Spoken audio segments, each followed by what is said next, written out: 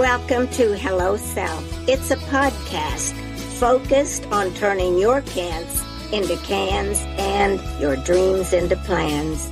I am your host, coach, and author, Patricia Leonard.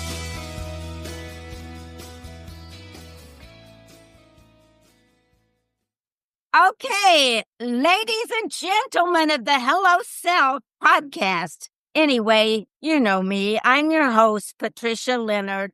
And if you've forgotten, our mission is about turning your can'ts into cans and your dreams into plans. Our whole goal is, I believe, in other stories, there are many gifts and lots of glories. We will have a great podcast today that you're going to enjoy a lot. I've already talked their legs off just getting to know them. I was introduced to Juan and Grant by a friend and said, Patricia, you've got to meet these two filmmakers and dreamers that'll help you engage in maybe some of your dreams, even if it's not the same as my two guests have. So like always, I will read a short bio, and then I'm going to turn it over to Juan, and I'll tell you more about that name, but Juan and Grant as we go through this. And they'll tell you more too, because they're going to tell you the real story. I'm just going to read the bio. Okay, so thank you all for being here and see what their stories tell you about yourself and the dreams that you may have. So I'll start with one, Eleazar. So I don't speak Spanish, so I told him I'd stumble all over his name. But anyway, he likes to go by Juan, and Carlo, I call him Carlos, but he says he likes to be called Juan, so we're going to honor that. He is a young Filipino immigrant trained in martial arts. Oh, and I saw one of their films. He's fabulous. Who moved to the United States 3 years ago. Since then, he has been pursuing work as a stuntman in fight choreography and is planning to pursue an education in kinesiology and health sciences. Interesting. He has also published his first book at 13 years old when he started at 8 years old. And it's called The Power to Learn. What an 8-year-old boy learned early in life. And so those are the things that it reminds me of my grandson, one who I approached him when he was 6 years old, and I said, Gavin, I'm not going to buy you a Christmas gift. I want you to do something else. And he said, what's that, Mom, Pat? And I said, I want you to write a book. Oh, I can't do that. I'm only 6 years old. That's for adults. And I said, don't ever tell me you can't. So now he has a book out on Amazon called Gavin's The Story of His Life or something like that. But at 6 years old, he's a published author. So God bless you for getting out there and living your life from any age. Don't let age ever get in the way. And I'm saying this to the audience too. If one can do that, you can do it. So I'm going to introduce both of them, and then we'll take it from there for them to share with you. Now, Grant Rosado, did I say that okay? Yes, perfect. Okay, thank you. Is a Cuban Bosmanian filmmaker born in Texas and raised around North America.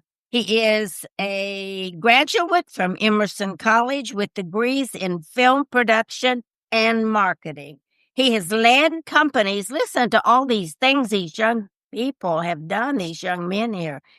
Charities and multiple movie projects. And I did look at one. It's interesting. He also has a passion for history and communications. He is one half of the creative duo, the Rowe Brothers. Yes, but we'll get into that, I guess. Yeah. Why don't you just take it from there, Grant, and then we'll switch over to Carlo or to Juan too.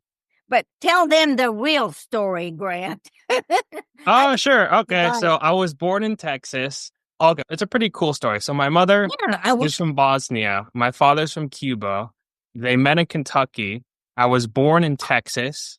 And then we moved all over the place. We moved from Texas to Chicago to Virginia to Canada, back to Virginia, back to Texas. Then I studied film in Boston. I shot my first film in Savannah. I shot my next film in Miami, and now I'm in LA. So it's a pretty jumping all over the place type of story. It's a lot of fun. I guess the whole story, I started, let's start with the first movie. So I went to Emerson College. I went to Emerson College in Boston, and in film production, going to college, you just wandered around getting to know people. And then I met my roommate. My roommate was a guy named Chris Rodriguez. We kind of had similar ambitions. And we were, okay, let's make a movie. How are we going to do this? And we were like, how are we going to we both wanted to make a feature film. We both wanted to make a movie. We just didn't really know how. And then the pandemic hit in like 2020. So we flew to Savannah. And we were just stuck there. We were doing like film production classes online. And we were just like, we're just like getting online film production classes. We're just like, what are we doing, dude? Like, we got to figure something out. So we decided we're going to make our first movie. We made it for nothing, just in the house we were in. We just got all our friends from college. We called them up. Hey, come on down. Come to this house. We'll make a movie. It was called 'Twas the Night. It's on Tubi right now. It's not very good. My next film, my following film is much better, but it's on Tubi right now. We made it for like nothing. It was just like a bunch of people in Savannah. We brought them all together. We shot it just all in one house. And it's about these in-laws. These in-laws are having their parents over for dinner, but they accidentally kill Santa Claus and they have to hide his body. And then, they have to hide, they're shuffling the body around the house and stuff. And then they have to hide it from the in-laws. It turns out okay. They don't actually, Santa comes alive at the end. It's like Christmas magic. That's how you begin though, isn't it? Yeah, thanks. So we made that, and then we have a movie. What do we do now? We just started sending emails to I love this. Yeah, we just sent out like mass blasted emails to like a bunch of people in the industry. We got picked up for distribution by Vertical Entertainment, and then they put it on Tubi. And then from that, because we were super young Hispanics, we had a movie on Tubi. And then we're like, what do we do from here? And how do we turn this into our next movie? We took the money, we took the Tubi, we took the fact that we were on Tubi, we took the fact that we were young, and we started emailing a bunch of journalists. And then because of that, we got a write-up in the Golden Globes.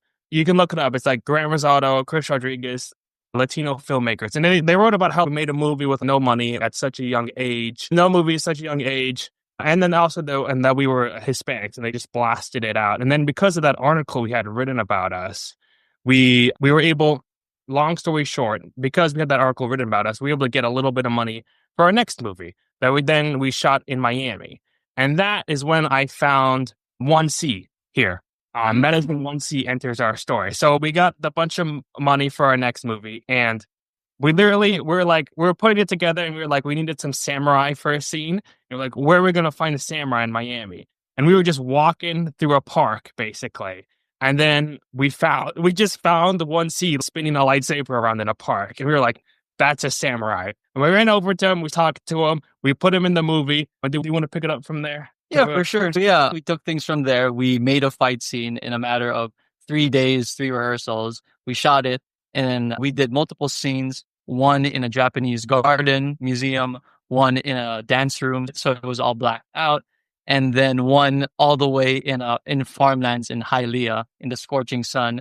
But it was a lot of fun working on stuff like that and just doing one-on-one fights. And from there, we finished the film, and then things moved on. And then after the film was done, we were working on our own thing from there.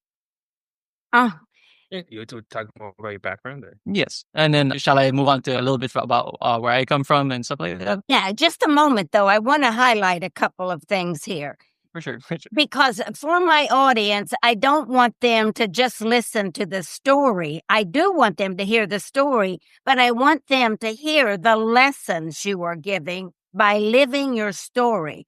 So the very first thing that you started talking about is you didn't know what to do, but that didn't stop you. And it's 100%. important, yes, that we don't always know. We don't even know what our talents are. And so look what they've already shared with you. We just know that we have an interest, and we just stumble around and everything starts to fall in place. I love the fact that you traveled and saw others. So people sometimes have to get out of their own little comfort zone to see that there's a bigger world. It doesn't even always have to be about travel. Sometimes it can be just like you were saying. You put this out there on all kinds of sites, and people say, yeah. And you started marketing yourself. You didn't even know how to market, but you did it. You just did it by sharing. And so I think this no money. And I like this too. You didn't have $1 million because people say, if I had the money, I would do that. Or they're just lucky. You've heard these excuses before.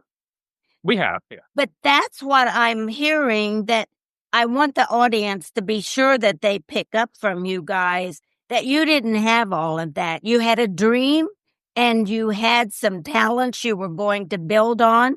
But it wasn't necessarily filmmaking at that time. And you still have broad interests. We just don't have to say, all I'm going to be is a filmmaker or all. No, you guys have others. Okay.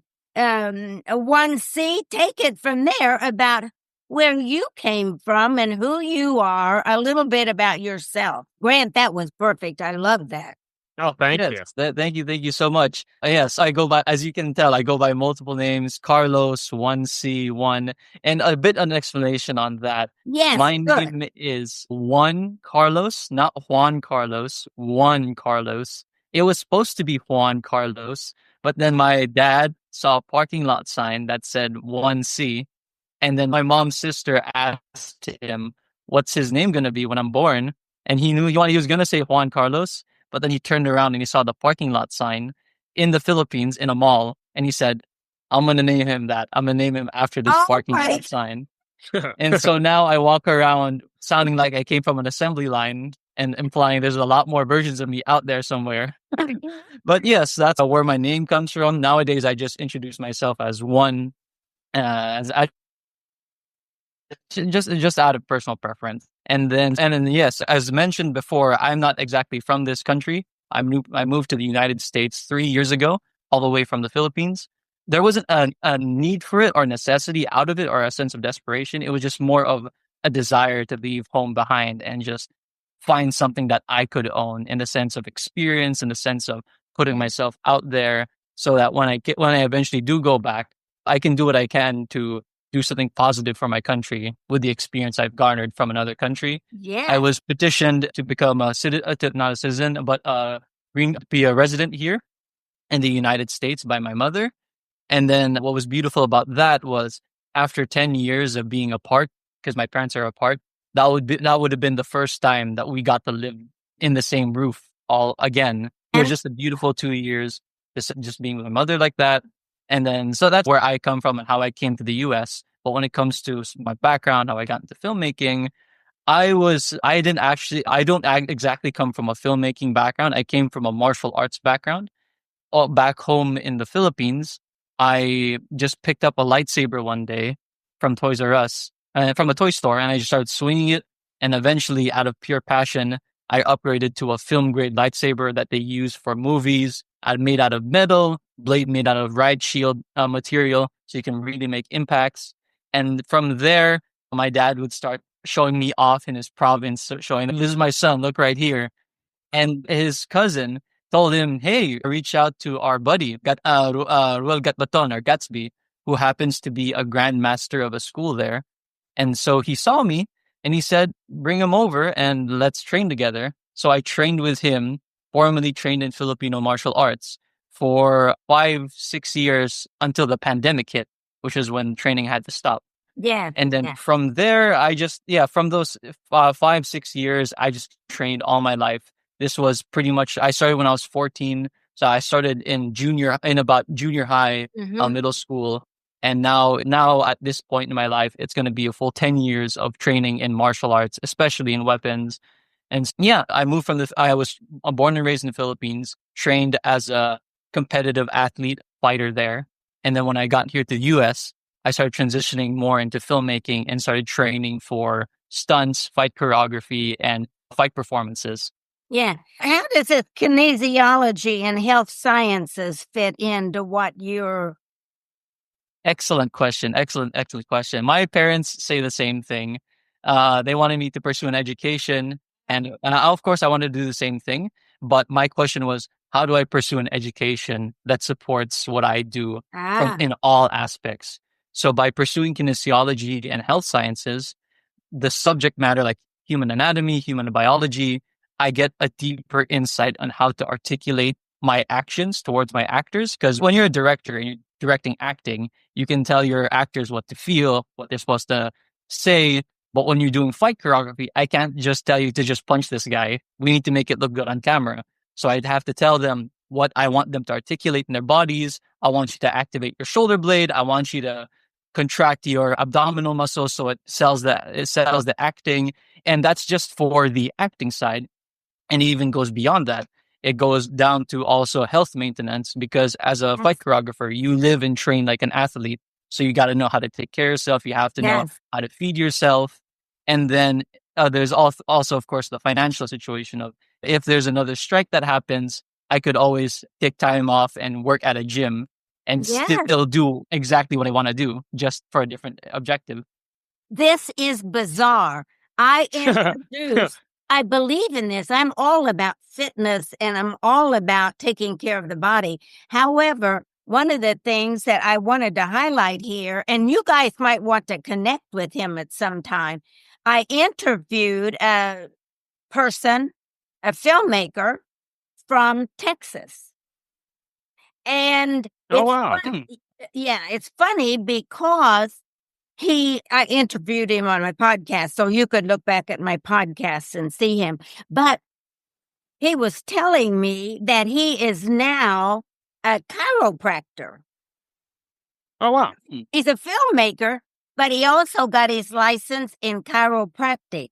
And I said, what is that got to do? And he said the same thing, one that you were talking about, is that getting in touch with, it's just not like playing a role. It's getting in touch with every aspect of your soul and physical body that incorporate that. So I love that a lot. He's going to really enjoy, you guys will really enjoy talking to each other, because I think that's what he and his wife are about. Now, they've been filmmakers for 10 or 12 years, but then he recently got his chiropractic license. And we think that in our society, and this is what I appreciate about other cultures, in our society, we get stuck in traditional thinking, or this is how I view it, and we just stay there. You know what? But everything is connected, isn't it? Everything. Yeah. 100%. Yes. And we don't see that a lot of time. I mean, we don't think about it. And that's why I'm giving up my podcast, because I want to go into more speaking about that, because I just had a meeting with a woman yesterday and it was all about she's out of touch with who she is. That's all it is. At the spiritual, mental, physical, and emotional levels. And I think our society, that's why I love young people, because I think in general, our society has lost touch. And it's funny because one of my best friends, C1, or 1C, is a Filipino. We've been friends for 20 years. She lives in Michigan, but I've never met her. We've only been, this is true. We've been friends by phone for 20 years. And I helped her when she was going through college because she had come here to the United States. And so she would say, Patricia, is this paper good? And it's amazing the connections that we make when we spread out who we are in acting, in the health sciences, in anything that we're doing, the things that we bring from our other country, your business sense, Grant, is so wise in all of this. And the fact that thank you. had nonprofits and the movie, it's all connected, but we don't see that. Oh my God, this is so great. I love this. And the things that you were sharing with people, 1C, is that you too had a desire to come here and experience more. And I love the fact that your family, I love the fact that your father gave you an unusual name, because you know what that gives you the opportunity to do is to share more. Because because anything that we have is a little unique. I mean, if you introduce yourself, I'm a director of this, you get in that hole. Or I'm the manager of this business, you get put in that hole. There ain't no way anybody can put you guys in a hole because you expand out to all. I love this. Okay, one more thing that I want is, and you suggested this, and I like this a lot. Where are you currently in your careers right now? Grant, where are you currently? We're in the same spot in terms of a project. Okay, so what happened? So after I met, I guess picking up from where we left, after I met 1C, I met 1C, we put him in. So the movie I made in Miami is called Puffing Iron. It's about stoners. I loved it. Thank you. It's about stoners who become powerlifters. Shot it over a course of, so it was 3 months. We shot the first half of the movie, and they were like, they look like stoners. They're super skinny and they're like very pudgy. Yeah. And then we took a 3-month break. They exercised a bunch. They worked out and they got like fit. And then we shot the second half of the movie. And it's that 3-month gap when they were working out is when I met 1C in the park, and we had them put together a samurai fight scene, because in the movie, in the beginning, they're watching an old samurai movie. And so 1C put together a fight scene along with another martial artist we found in Miami. And I saw there was what's really astounding is we went to go shoot the scene, and him and the other martial artist, we had to make changes to the choreography, and they did it on the spot like that. And it's like a level of talent that I've never really seen before. And when I was watching that, people were coming up to me. They were coming up to me during the shoot and be like, "Yo, this is I've never seen anything like this." And this is true talent. And I was like, you know what? I think I know what my next movie is gonna be. So we finished Puffing Iron. It premiered at the Miami Film Festival. It got picked up for distribution by Industry Works. Still deciding a release date, but it got picked up for distribution. And after that wrapped up, I went to 1C and I was like, "Hey, listen, you have a very good sort of Keanu Reeves vibes about you, and you're a really talented martial artist, and I want to put that. I think that I want to put that on camera. I think that's something people will be really excited to see." So we just started workshopping our next project together. I have a bit more. I have experience. I've made 2 different movies, so I'm guiding them through the process a little more. We started putting together the script. I was writing the script while he did the choreography. So I was writing with a pen and he was writing with his sticks. Yeah. I like to say. Move that way, move that. Yeah. So we start putting all that together. And then where we are right now with the project is we're going out, we're talking to actors, we're getting them excited about the project, and we're putting together a Kickstarter for the project that's going to go live next month, mid-March. And we put together a fight scene for it. We went and we shot something. Do you want to talk about the Miami shoot? Yes, for sure. So yes, we shot a fight scene, but the director was involved in the rehearsals remotely. What I mean by that is me and the other martial artist, we call him Seahawk, but his name is Seahawk Park. We trained together for 3 months, just putting together the fight scene. And because there was the dilemma of us being in Miami, him being in LA, how are we going to do this? How are we going to figure out the shot list and everything? So we developed a methodology where we do a 1-take fight scene, but just move slowly and carefully. But we set up 4 different camera angles on our phones. We send it over to him. And then from there, Grant, the director, he would pretty much get a PowerPoint presentation, move pieces around together, and make a shot list, color coding each angle, and then explaining from this angle we're going to shoot here, from this angle we'll shoot there. And then when we all met together in one day in early 2024, January, we just showed up on set, flowed through the whole fight scene, and shot it like as if we had been rehearsing it more than once. Yeah, so a lot of it was done on cell phones. What happened was we were talking about the new movie is called 8RX. Yeah. And it's about two cops who go undercover in a pharmaceutical company. That's like the log line. And so we were talking about the script. We were like, we need to put together like a previs, a proof of concept, a teaser so people know. Yes. They know what the draw of the movie is, seeing these really impressive martial artists fighting, like The Raid is something, or like one of those old Jackie Chan movies, the fight scenes. And the only problem is when we were doing that, he was in Miami and I was in Los Angeles, and we're like, let's put together a fight scene and film it. But how in the world? I was like, we couldn't even figure out like how we're literally like 1,000 miles apart. Exactly. So he put together the scene and he filmed it with cameras.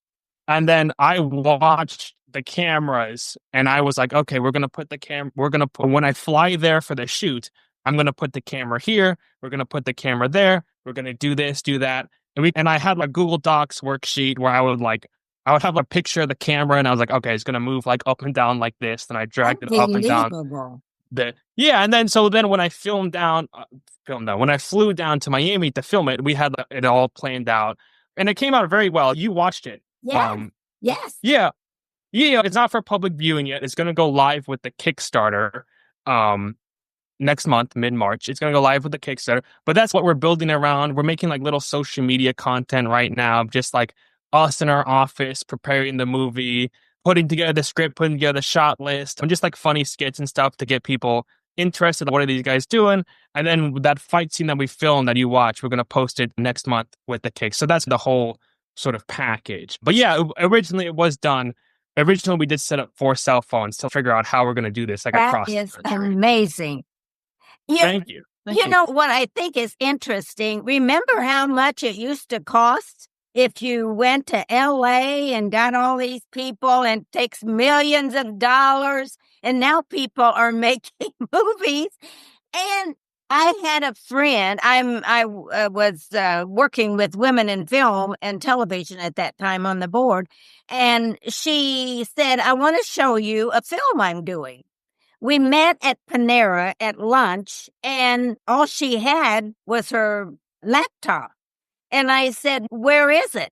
And she said, here, I'll show you. So she got every bit of that movie was shot with her cell phone and 4 other women. Yes.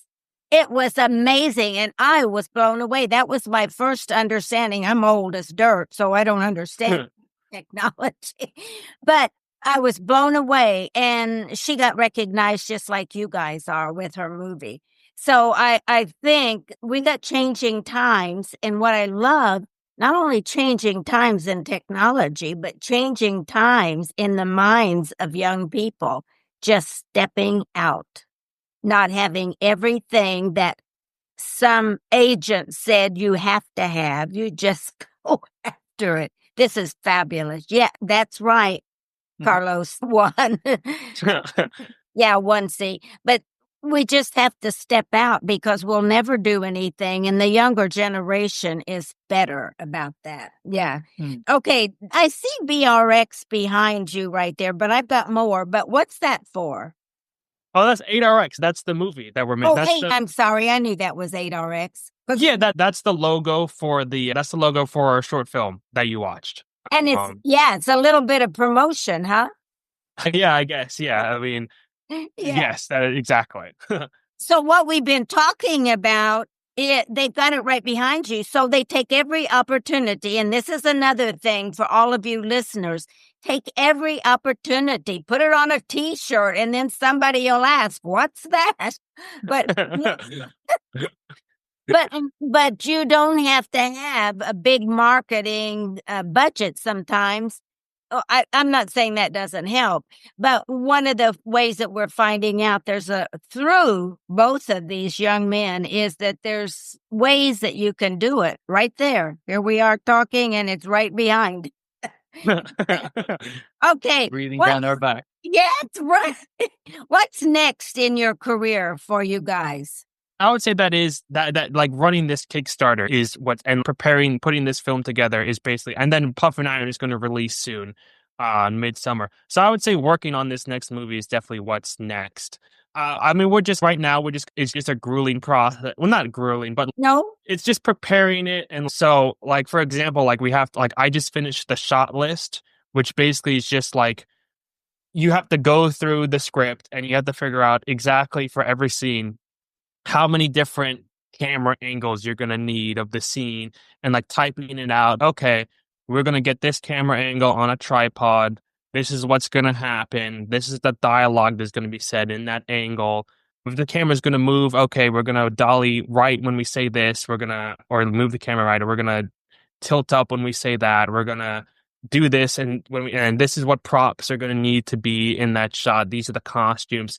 And you just have to go through the entire script and just literally write out. Yeah. You have to write out every single line. So it's a lot of that preparation work that we're doing right now. Do you want to talk about? And then One C is basically doing the same thing, but for the fight scenes in the movie. Do you want to talk about the previs? Yeah, The movement kind of stuff, is that the choreography, all the fight choreography? scenes. Yes, Yes, because we are pretty much, there's a whole lot of fight scenes that are happening in this film. So as you could say, a lot of stuff on my plate.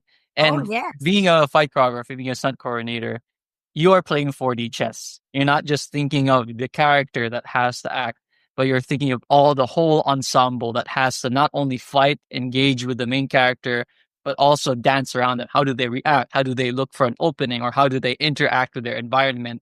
A lot of the process of what we're doing is, I guess, my personal process, because I just moved to LA. I didn't have that many connections. So the very first thing I started was just simply reading the script and thinking exactly of how it would move. At least start from there. In fact, I got chess pieces to simulate people, so I can put an image in my mind. Okay, so this person's going to be here, this person's going to be here, and he's going to move here, fight two other people, move on to the next thing. And then I used dominoes to represent a room, to represent furniture. And then once I was done with that, I moved on to making demo shots of just doing basic moves on my own. And then because you can't really stop there, you actually have to test out how it feels in the body. I moved on to just putting out a call sheet, letting people know, hey, I just need extra hands to help me develop it further, at least come to a basic idea so we can build it up from there. So we did that, made the basic idea. So the next step right now is to real hammer on the anvil work of just, we have the metal. So now it's just a matter of really forging it out and refining it from there. And you know what, you two have just made me so aware of that. You said use a chessboard. I mean, there's a lot of ways that you create these things in your mind, isn't it? And I think this is excellent for the people listening. You should do a class on this. Because I think these kind of things are the things that people don't often think. And another point that you brought out, if you're going to do this, you have to make a commitment and take action. Sometimes it's, I don't want to do this writing and all this stuff. And I mean, I'm sure you get to that point sometimes because you're ready for the production in your mind.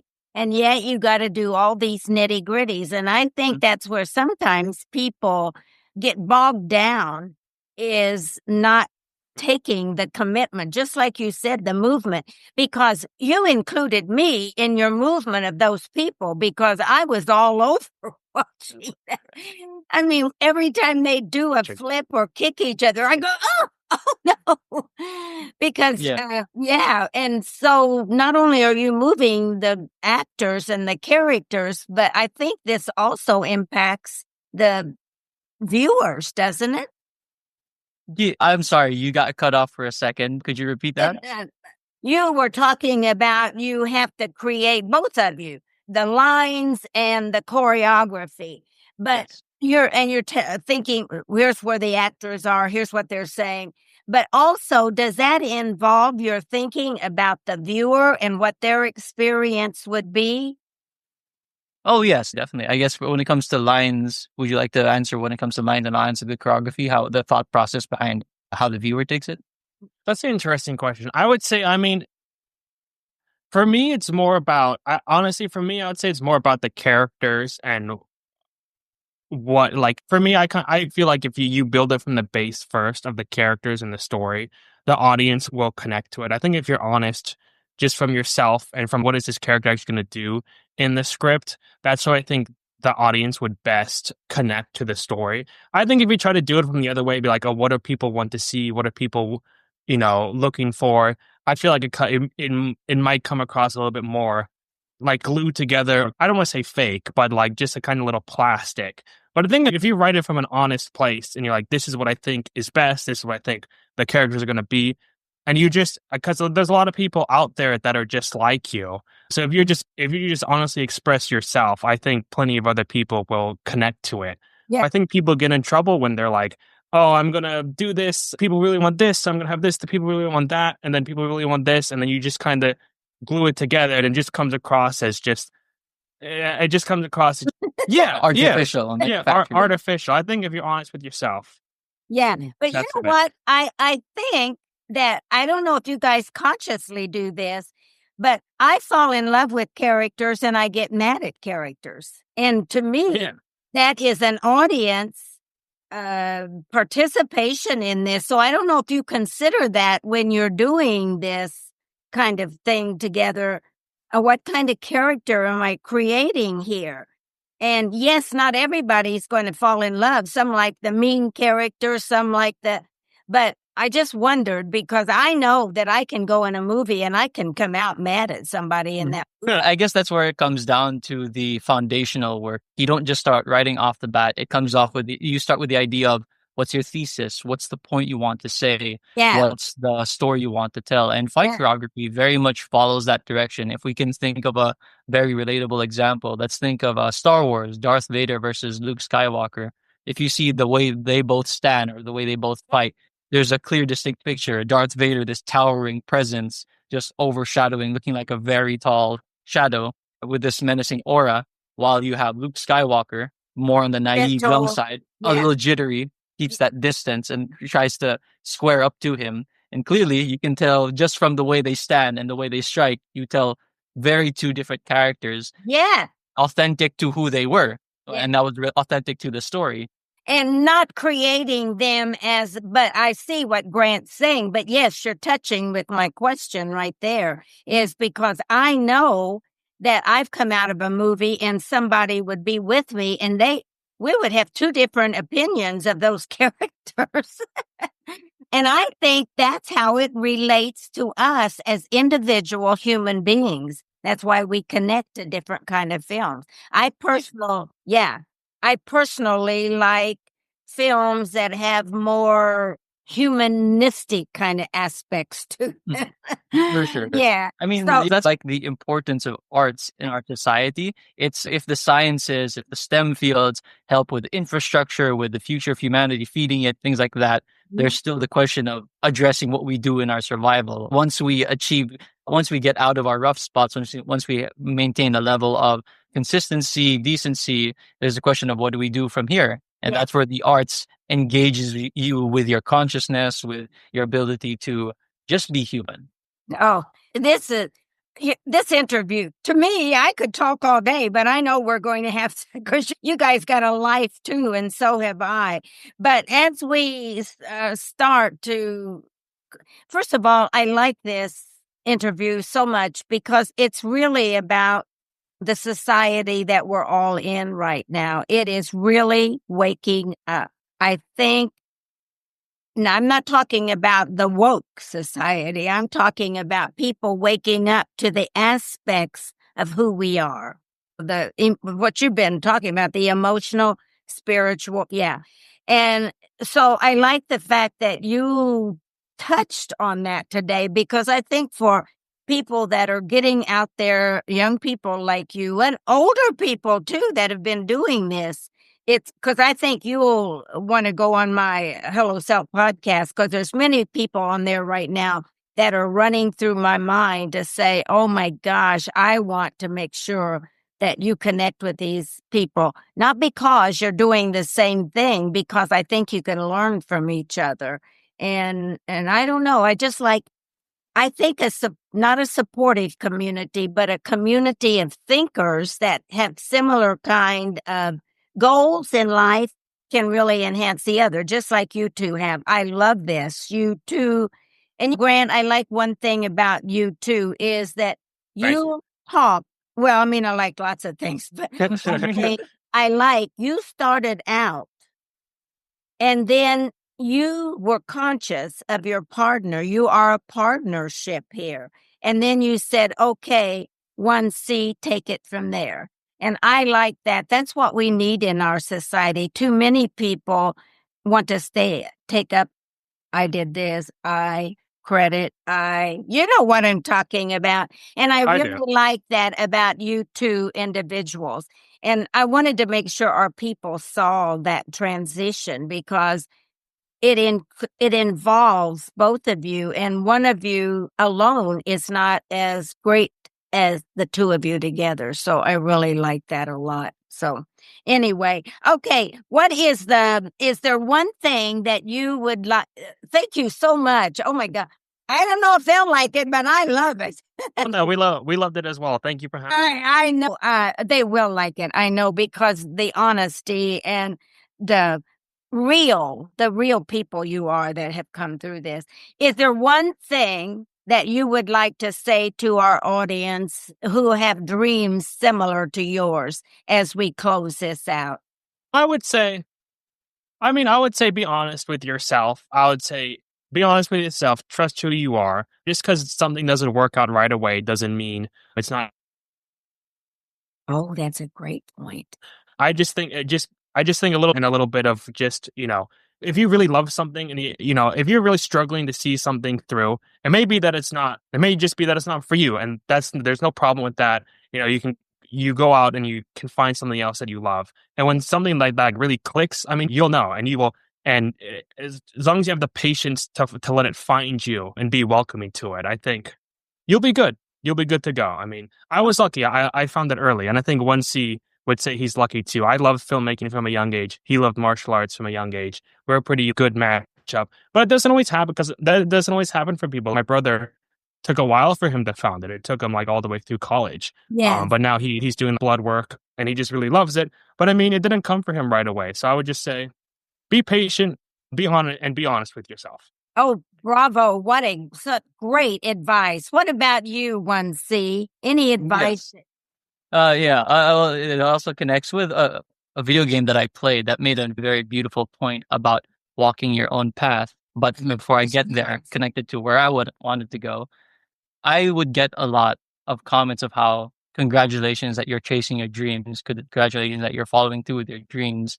And it's a wonderful thing. It's a wonderful gesture. But something I realized about that phrase is it's one thing to always talk about your dreams. It's one thing to think about your dreams, but it's another when you pursue the reality of it. Because anyone can dream, but the true measure of that dream will show itself when you pursue the reality. Because the reality is, it's not to say that dreams can't happen, but for dreams to become real, we are confronted with the things that are with the nitty gritty, the part that we feel like we don't want to work, the part where we feel doubt, the part where we feel like I don't want to do this anymore. And and as Grant says, when you're dealing with stuff like that, it's not necessarily a wrong thing to experience, but it's the opportunity for you to ask yourself if this is what you want to be doing for the rest of your life, if this is the next step you want to take. And no matter how many people might say one thing or the other, it's just a dream or it's just a reality.